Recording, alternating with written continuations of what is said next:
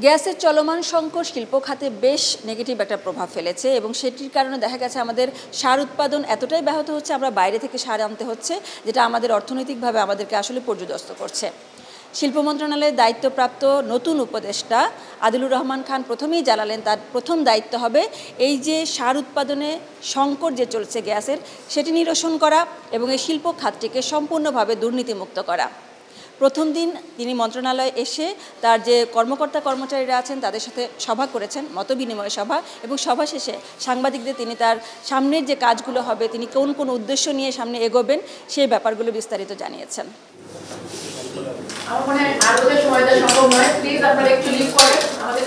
গ্যাসের কিছু সমস্যা আছে, আমাদের এখানে ক্ষুদ্র শিল্পের কিছু পরিকল্পনা আছে, আমাদের এইখানে কিছু পরিবেশ বান্ধব কাজ করার ব্যাপারে চেষ্টা আছে, যেমন সাভারের চামড়া প্রক্রিয়াজাতকরণ শিল্প, ওইটাকে একটু আরও এগিয়ে নিয়ে যাওয়া এবং পরিবেশ বান্ধব অবস্থায় জাহাজ শিল্পের ক্ষেত্রেও যেন এই পরিকল্পনাটা থাকে। এই ব্যাপারগুলো নিয়ে আমরা আলোচনা করেছি। আমরা প্রত্যেক দিনই বসবো এবং কাজটা এগিয়ে নিয়ে যাওয়ার জন্য যা করা দরকার আমরা করব। এইখানে কিছু আন্তঃমন্ত্রণালয়গত আমাদের আলোচনা আছে এই কাজগুলো করার ক্ষেত্রে, এবং যেটা বললাম গ্যাসের চাহিদাটা আছে মন্ত্রণালয় চালানোর জন্য, ঘোড়াশালের ক্ষেত্রেও কিছুটা আছে। আমরা এটা আরও দেখছি। আজকে প্রথম দিন এবং আমি কৃতজ্ঞ আমার সহকর্মীরা আজকে ছুটির দিনে এসেছেন, তাদের নিয়ে বসতে পেরেছিলাম। সার আমদানির ব্যাপারটা এটা আমরা প্রায়োরিটির মধ্যে রেখেছি যাতে গ্যাসের কারণে এই সমস্যাটা আমরা অ্যাড্রেস করতে পারি। আর এটা আর কি দেখি আজকে শুরু করলাম, এই কাজগুলি করলে লোকসানটা কমে আসবে, যে কাজগুলো আমরা চেষ্টা করছি।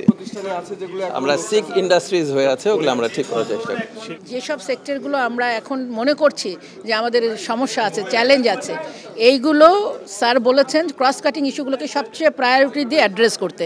সেখানে আপনি যেটা বললেন গ্যাস বিষয়টা আপনারা সবাই জানেন, গ্যাসের প্রাপ্যতা না থাকার কারণে গত 6 মাস যাবত আমাদের 4টে ফার্টিলাইজার ফ্যাক্টরি বন্ধ ছিল। শুধুমাত্র ঘোড়াশাল পলাশ ইউরিয়া ফার্টিলাইজার প্রকল্প এখন আমাদের উৎপাদনে আছে। এবং চামড়ার ব্যাপারেও স্যার বলেছেন সর্বোচ্চ চেষ্টা করে প্রায়োরিটি নির্ধারণ করে কালকে থেকেই স্যার প্রতিদিন আমাদের সঙ্গে বসবেন এবং অ্যাচিভমেন্টটাকে কত দ্রুত সামনের দিকে এগিয়ে নিয়ে যায় সে ব্যাপারে প্রচেষ্টা করবেন। এই আন্দোলনের মধ্যে দিয়ে এত মানুষের রক্তের উপর দিয়ে আমরা দায়িত্বে এসেছি, এখানে দুর্নীতির ব্যাপারে তো আমাদের কঠোর হওয়া ছাড়া আর কোনো উপায় নাই। আমরা এই গণ আন্দোলনে ছাত্র জনতার যে ম্যান্ডেট, এইটা নিয়ে এই আমাদের যেটুকু সময়, যেই স্বল্প সময়ে আমরা থাকবো, আমরা এখানে আমাদের সাধ্যমতো চেষ্টা করব। দুর্নীতি প্রসঙ্গ তো প্রশ্নই আসে না। যা অন্যায় অবিচার যেই অভিযোগগুলোর ক্ষেত্রে এসেছে, আমরা যেন ভবিষ্যৎটা ডিফারেন্ট হয়, এই জন্যই তো আজকে এই দায়িত্বগুলিতে আসা আমাদের পুরা যেই পরিষদের।